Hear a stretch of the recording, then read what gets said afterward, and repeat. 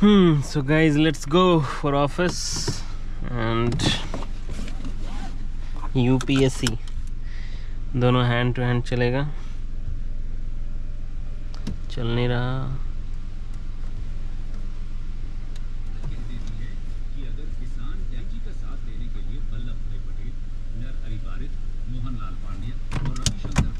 Leaders मौजूद थे। ये लोग गांव-गांव जाकर किसानों को ऑर्गेनाइज करते हैं और उन्हें बताते हैं कि क्या करना है।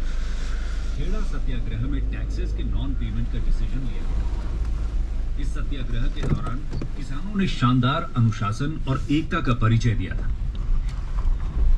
टैक्स पे न करने की स्थिति में जब गवर्नमेंट किसानों की पर्सनल प्रॉपर्टी, जमीन एटसेट्रा को जब्त करना शुरू कर देती है, तब भी किसान सरदार पटेल का साथ नहीं छोड़ते और फर्स्ट नॉन कोऑपरेशन आंदोलन में बने रहते हैं। आखिर में गवर्नमेंट किसानों के साथ समझौते के लिए मान जाती है।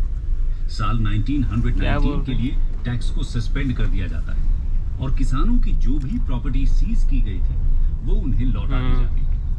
इस तरह चंपारण, अहमदाबाद और खेड़ा में गांधी जी लोगों की समस्या सुलझाने में कामयाब होते हैं और किसानों और वर्कर्स के बीच अपनी एक पहचान बना लेते हैं।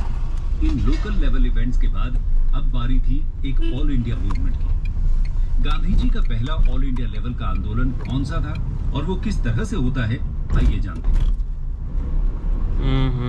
Rowlatt Satyagraha and Jallianwala Bagh massacre.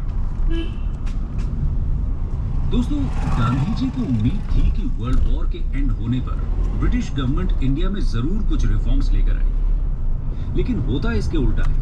Indians को कंसेशंस की जगह मार्च 1919 में रॉलेट एक्ट का तोहफा मिलता है। सही। आइए रॉलेट एक्ट को थोड़ा डिटेल में समझते हैं।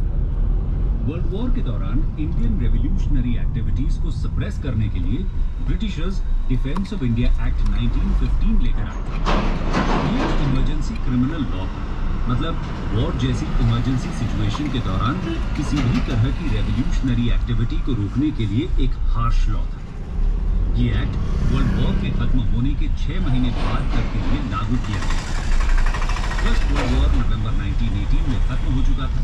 इसका मतलब था अब 6 महीने बाद डिफेंस ऑफ इंडिया एक्ट को भी हटाया जाना था।